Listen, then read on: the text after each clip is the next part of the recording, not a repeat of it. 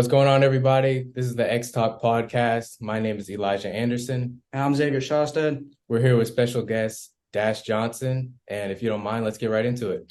So first off, I kind of just wanted to have you introduce yourself and kind of just give us like a little background check. Perfect. Yeah. Thanks for having me, fellas. I'm Dash Johnson, manager of baseball and softball operations here at the Texas Rangers Youth Academy in West Dallas. I've been in sports for about 6 years, and I played college ball for 5 years at Northwestern Oklahoma State University. hmm So yeah, you said you obviously played baseball. I was just wondering, like, how did you fall in love with the sport? Uh, Always been an athletic guy. Fell in love with baseball as a young kid. My dad played college ball at Texas Southern University, and ever since I can remember, I've had a baseball in my hands. So probably started playing when I could walk. We'll call it 3 or 4. Been playing since then. Went on, played high school ball, and then I was fortunate enough to go, like I said, play at the collegiate level. And after that, I had to get into sports on the business side. And you said, yeah, you played baseball at college. And just wondering, like, what was your college experience like? Baseball and Um, athletics and everything. Yeah, college sports and college athletics period is it's a blessing. I think something like 10% of all those high school athletes get to play at the next level, and being able to play at the next level is super cool. It's a grind. It's something that it's not easy, but when you're doing it, you love it. Like I said, I played 5 years. Actually, I played six. So my redshirt senior year was COVID in 2020, so they gave me that year back. So I came back. I technically, like I said, played 6 years in college, and I was fortunate enough to get 2 degrees. I got a bachelor's degree in health and sports science, and I also got my master's degree in sports administration. So that love for baseball has blessed me and given me a way to, like I said, get 2 different degrees, and then it's put me in this career field that I just love. Yeah, and then I was just wondering, like, were there any internships that you did in college that like significantly helped you? I think not in my career path now, but I did do some internships that are really cool. I worked in the sports SID department, so all the individuals who do like your stats, they update the websites, they do game day operations. I did do an internship there, but that's the only internship I did in school. hmm So how exactly did you go on taking like the next step and like starting to like look for jobs? So as a lot of athletes know, once the game comes to an end, you kind of in a spot where you have to figure out who you are. You've been an athlete, you've been a baseball player or whatever it is, you've been an athlete your whole life, and now you no longer can play the game if you play at the major league level or if it stops in college. So afterwards, I was tough, I was lost. I didn't know who I was. It was hard for me to figure out where I was supposed to go. So I ended up applying for a job at the YMCA. So I was a sports director there for about a full year, and I stayed in coaching. I coached baseball part time at this same youth academy that I'm working at now. So I've always been in sports. Coming out, like I said, I did 1 year at the YMCA, and then after that, this full time position opened up with the Texas Rangers, where now I am in coaching. I'm on the admin side of baseball. I'm in a career field that I love.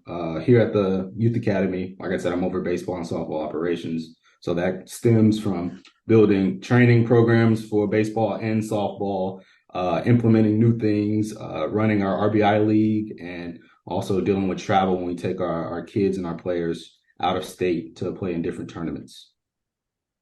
That sounds great. And like just stemming off of your love for the game, like how have you worked your way up to the position you currently hold? So while I was in college and I come back home for the summertime, I was able to get a part-time job here. Like I said, I was a part-time coach for 5 years, and then I switched over into full-time. So I think just going out on that stem and reaching out to see if there was any coaching opportunities. This was my first step in coaching, the first coaching I've ever done. Like I said, I did it for 4 to 5 years, and then a full-time role opened up in the same organization, which I really think is a blessing. Like I said, so I've known what it's like to be on the coaching side of it, and now I'm able to implement these different programs and ideas that I have as an admin and pass on to coaches that I now supervise and work with. Right, cool. So since you hit kind of on the main duties you kind of hold as the like head of operations for baseball and softball, what would you say the main difference you've seen between playing and managing, kind of going from both sides? Uh, Completely different. It's a different type of dedication you have to have as a player. You really can just go out. You don't have to worry about anything. You worry about yourself. You get to play. When you're coaching, now you have to learn how to manage. What do we say? We'll call it 30 different players on the team. You have to learn how to manage all of those. You have to implement different practice plans, things that work for your team. And you also have to know what your values are as a coach, and you have to be able to implement that and figure out what guys you want, guys and or ladies, if we're doing softball, that fit the type of coaching ability and skill set that you have. Okay. So would you say managing or playing, which one's harder? I don't want to say one's harder, but they both come with their own challenges. As a player, you want to succeed, but you can't succeed until you get your opportunity, and that is definitely tough. Coming being a player, we all don't go right in and start, so we have to deal with that, but still have the ability to continue to work and bust your tail until you can get that opportunity to play. And then on the other side, as a coach, it's not easy. In a lot of coaching roles, your job depends on what other people do. So I think that's one of the only fields in life where your success and your job stability is based on somebody else's performance. Right. So kind of looking back of like everywhere you've been, would you say there's anything differently you would have done? Like getting to where, Go ahead. I'm sorry. yeah, just like getting to where you are now. I don't know if I would do anything different because I do believe that everything you do molds you and gets you exactly where you're supposed to be at. Would I like to go on to play at a higher level? Of course, but I wouldn't say I would do anything different. I think all the chips fell exactly how they were supposed to.